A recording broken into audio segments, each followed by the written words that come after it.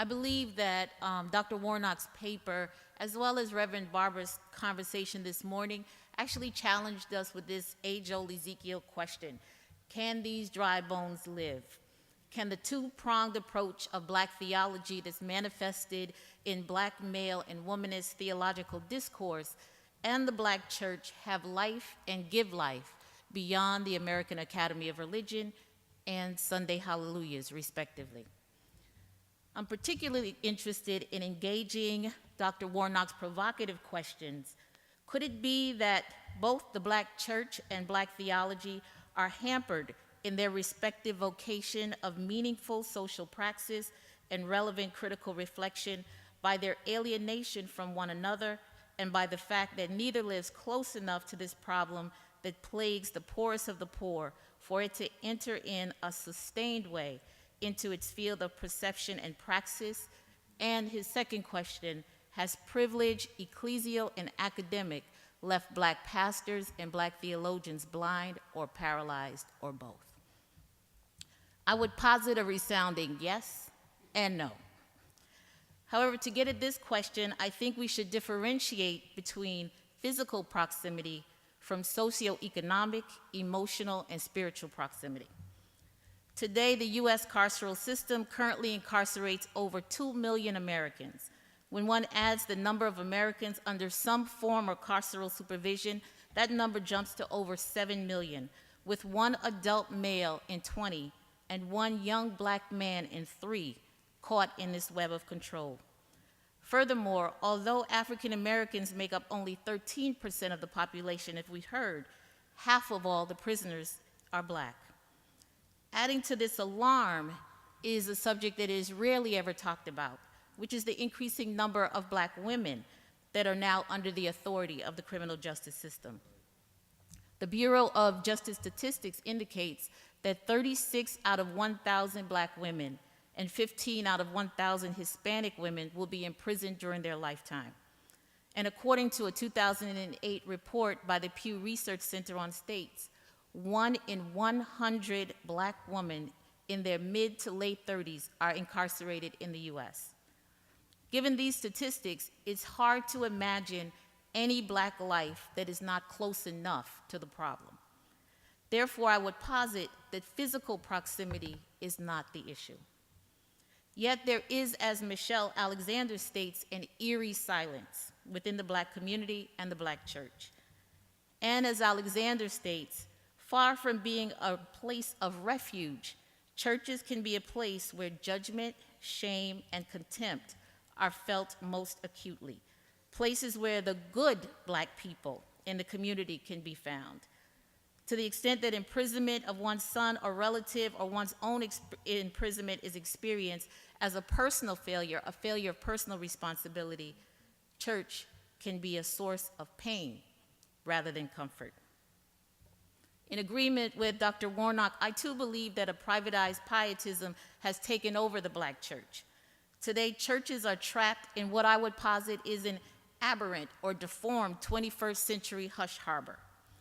Like the hush harbors during enslavement, Black churches protect, affirm, strengthen the souls of those present. However, contrary to the space of resistance created during times of enslavement, today's hush harbors are soft cages that assist in the quest for personalized soul comfort and leaves unchallenged societal trauma and violence wrought by an economic structure that has privileged corporate gain and the obscene wealth of a few, while the resultant collateral damage that exists within those at the socioeconomic bottom remains unquestioned. So, to echo Kim King's question, where do we go from here? I'm not a Baptist preacher, but I will give 3. I will posit 3 statements. 1, the need for us to take very seriously organic intellectualism and the development of organic intellectualism. And 2, a reclamation of the historic legacy of the civil rights movement that churches find themselves grounded in. And 3, the reclamation of the original intent and prophecy of Black theology. The organic intellectualism. I'd like to actually point to Dr. Warnock, because Dr. Warnock, unbeknownst to him, is a model for me, a model in what it means to be able to attempt to navigate deep theological scholarship with a commitment to the church and a commitment to social transformation through activism.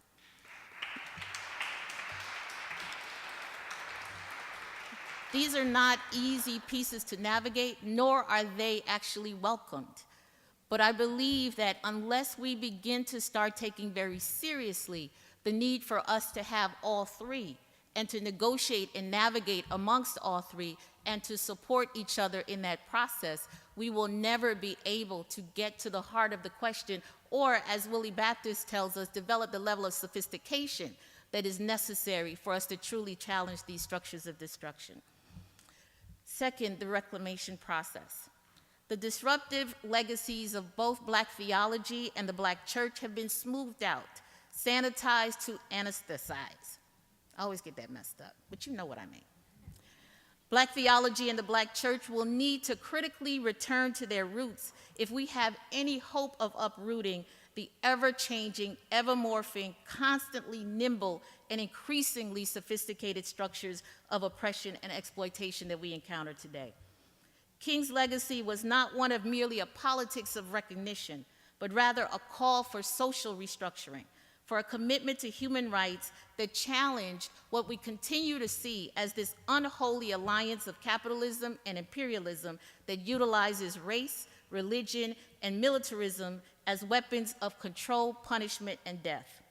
Today, we need the Black church to mend this historical rupture that created the king of the January holiday and left a ghostly shadow of the king of beyond Vietnam. We have to reclaim King. For Martin Luther King Jr., liberation was the ultimate agenda, and that meant attempting to expand the language and demands of civil rights to one of human rights, and that of racial equality to economic redistribution. In an attempt to bring unity and coherence to this human rights agenda, King began to issue scathing critiques of American social priorities and to challenge SCLC to embark on a class struggle. King understood the immorality of the war in Vietnam and was aware of the inevitable depletion of resources and turned from economic restructuring that an unchecked imperialism and militarism would wrought. He understood the intimate relationship between American racism, militarism, and capitalism, and to claim him would mean challenging a militarism that manifests itself today in the buildup of a punishment and control system that is stateside and not merely abroad. A militarism that has gone unchecked and resulted in prison budgets that exceed billions of dollars, while education budgets are cut and social welfare systems of survival are eliminated. Next, a reclamation of Black theology as espoused by James Cone must occur. Cone, following in the Black power and civil rights tradition, utilized Blackness not as a phenotypical construct, but as a symbolic representation of what is economically, politically, and socially most despised and exploited. Within the US, otherness historically functioned as the key structuring mechanism for the dehumanization and commodification of bodies and the control of movement and labor power of those bodies. Today, Blackness continues to hold its position as the most despised other, and bodies that are disposed of through penological structures of warehousing and control are not merely allowed to be incarcerated because of individual sin resulting from some psychology or psychosis, but rather it's a long-standing systematic process of deeming Black and brown bodies dangerous, inhuman, unredeemable, and criminal. It is that process that provides the fertile ground for the growth and sustenance of economic structures that make life unlivable and hyper-incarceration and other structures of social control and annihilation not only possible, but probable. Black theology claims that Black people are worthy of life rather than death, and life can be resurrected even after imperial structures has consigned those lives to death. Therefore, Blackness, if taken up, has the power to turn white supremacy on its head, because Blackness, as the despised by both, unfortunately, Black and non-Blacks, to take up Blackness is an infinitely revolutionary move for Blacks, whites, and others, because it means that Blackness in our everyday reality becomes questionable. We begin to start deliberately questioning and disrupting systems and ideology that have told us that Black is unworthy, evil, and no good. It would entail going to the core of the dominant structures of oppression and not merely theorizing and bandaging the damage wrought by these structures, but disrupting them, turning them on their head, and dismantling them completely. So, in closing, I would like to reference W.E.B. Du Bois's quote within his Du Bois on Religion. He quotes William Lloyd Garrison's 1835 article in The Liberator.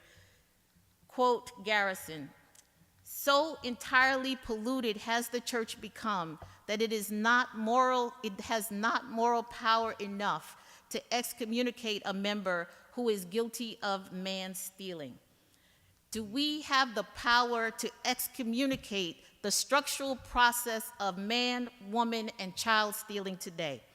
Do we have the moral power to excommunicate the economic systems that promote suffering and violence, and its handmaiden, the system of mass punishment and control that are stealing life?